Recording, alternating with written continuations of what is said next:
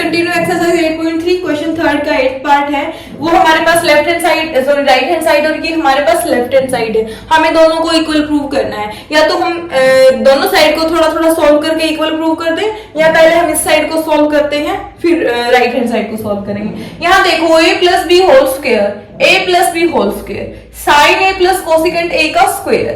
तो a plus b whole square क्या होता है? a स्क्वायर यानी कि साइन स्क्वायर, b स्क्वायर यानी कि कोसिकेंट स्क्वायर a। ठीक है, 2ab पहली टर्म और दूसरी टर्म साथ में 2 साइन a कोसिकेंट a। इतना हो गया सोल्व।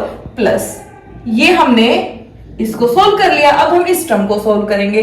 cos a को यानी कि cos का square plus secant square plus 2ab भी सोल्व कर देंगे अब हम।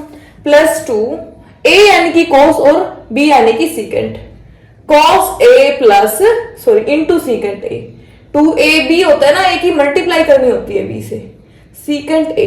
ये हमारे पास दूसरी ब्रैकेट को सोल्व करने के बाद आया है। अब एक बार चेक करो, कोसिकेंट साइन स्क्वायर a को और cos स्क्वायर a को एक साथ लिख देते हैं, क्योंकि बाद में इनको क्या बना देंगे हम 1। इसको हमने लिख दिया। अब जो लिखते जाएंगे ना उसको अंडरलाइन कर लेंगे ताकि हम कंफ्यूज ना हो।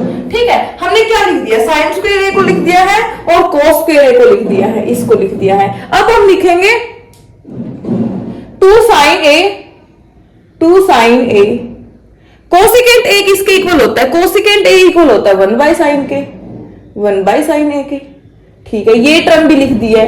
अब ये लिख चुके हैं हम, प्लस ये वाली टर्म देखो 2 cos a, और जो सीकेंट होता है हमारे पास वो होता है 1 बाय cos a।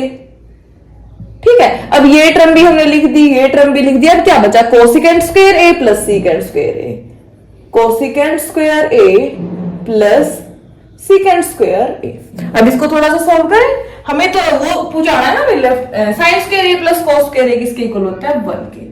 ठीक है, साइन से साइन कैंसिल प्लस 2, cos से cos कैंसिल प्लस 2, और जो वहां पे कोसिकेंट स्क्वायर a है ना हमारे पास, तो कोसिकेंट स्क्वायर किसके इक्वल होता है? कोसिकेंट स्क्वायर a इक्वल होता है 1 plus secant 1 plus cos square a के इक्वल होता है।